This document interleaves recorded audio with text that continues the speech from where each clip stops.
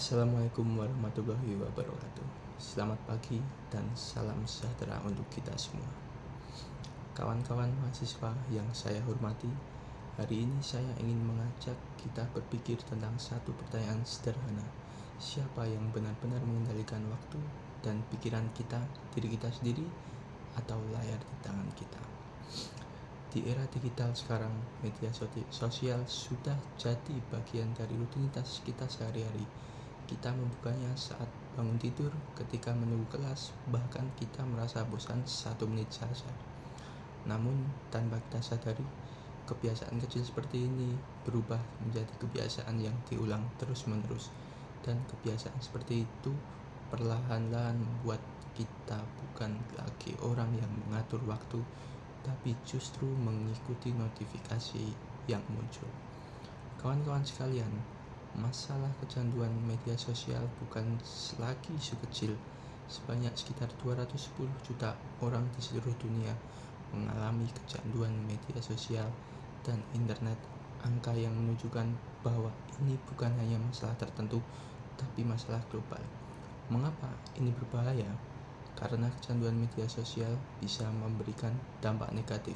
Pertama, membuat produktivitas menurun. Waktu yang seharusnya digunakan untuk belajar, berkarya, atau istirahat justru dipakai untuk menggulir layar tanpa tujuan. Kedua, bisa mengganggu kesehatan mental seperti merasa cemas ketika tidak membuka ponsel, atau merasa tidak puas karena sering membandingkan diri dengan orang lain.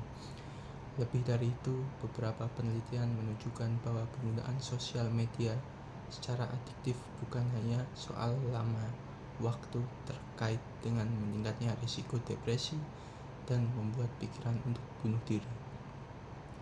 Artinya, masalah ini bukan sekedar tentang menghabiskan banyak waktu di Instagram atau TikTok, tapi bagaimana media sosial memengaruhi cara kita memahami diri, emosi, dan hubungan dengan orang lain. Namun, kabar baiknya adalah kita masih punya kendali. Mengurangi penggunaan media sosial seperti melakukan digital detox atau membatasi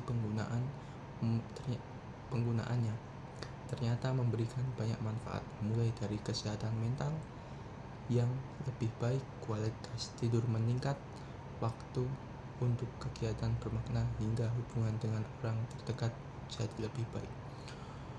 Oleh karena itu, saya ingin mengajak kawan-kawan memilih satu tindakan kecil yang bisa dilakukan dalam 30 hari ke depan. Misalnya, tidak membuka ponsel lebih dari 1 jam setelah bangun tidur, mematikan notifikasi aplikasi tertentu, atau menentukan waktu tertentu di malam hari untuk tidak menggunakan layar. Satu kebiasaan kecil bisa membuat perubahan besar. Kawan-kawan sekalian, hidup di dalam dunia digital tidak berarti kita harus menjadi hamba layar. Kita bisa menjadi penggunaan yang cerdas, bukan pengikut algoritma. Ingatlah bahwa waktu, perhatian, dan kesejahteraan mental adalah aset yang jauh lebih berharga daripada like atau view. Mari kita belajar menjadi pemilik penuh atas diri kita, bukan karena kita membenci teknologi, tetapi karena kita ingin menggunakannya dengan bijaksana. Terima kasih atas perhatian teman-teman. Wassalamualaikum warahmatullahi wabarakatuh.